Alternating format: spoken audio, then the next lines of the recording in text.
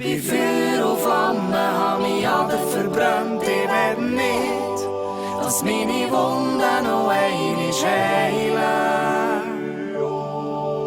Ich bin Feuer und Flamme. Blubbern! Wir nehmen Feuer und Flamme auf. Für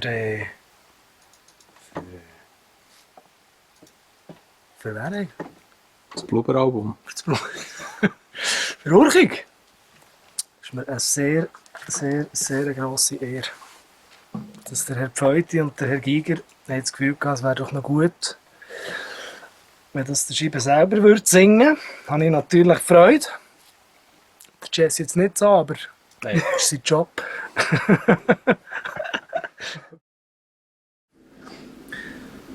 Es war lustigerweise eine sehr, sehr kurze Angelegenheit. Also der Schreibenprozess ist irgendwie, keine Ahnung, vielleicht 3 oder 4 Mal so lang gegangen wie der Song effektiv. Das ist so, es gibt manchmal so Songs, wo du einfach ans Klavier herhockst, jetzt in diesem Fall, und schreibst.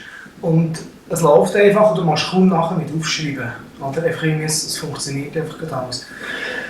Und dann habe ich dann ja, wirklich irgendwie in 10 Minuten, 1 Stunde ist eigentlich das Grobgerüst ist gestanden und geschrieben gewesen.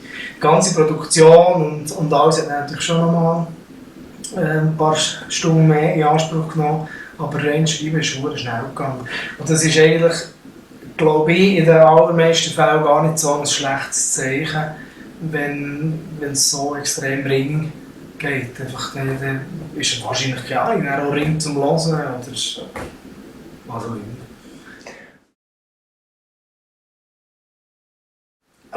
Ja, mein erstes Instrument, das ich gespielt habe, war Schweizer Orgel, tatsächlich.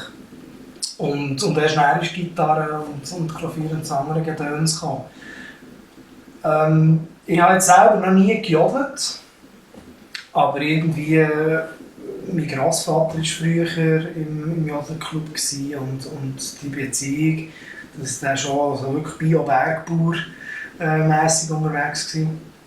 Und das ist Volksmusik im Allgemeinen, jetzt nicht nur Jodeln, hat halt auch zur Tagesordnung gehört. Also, ich bin mit dem aufgewachsen. Das ist für mich Leute irgendwie, okay, ich hätte jetzt wahrscheinlich mehr Mühe oder es würde mich noch mehr fordern, wenn ich jetzt irgendeine R&B-Version könnte machen. Oder irgendeine klassische Version, so eine Oper sagen ist, obwohl ich das gar nicht könnte, aber einfach so, weißt du, wie ich meine, wo man dann wirklich Freund ist, wo ich auch nicht in dem Sinne höre.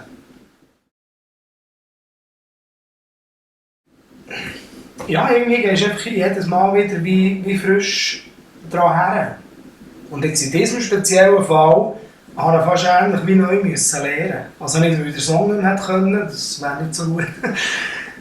Aber einfach, weil es sich anders anfühlt. Also ich wie anders müssen lernen kennen, eine Art, von einer anderen Seite. Immer wieder gern an dich.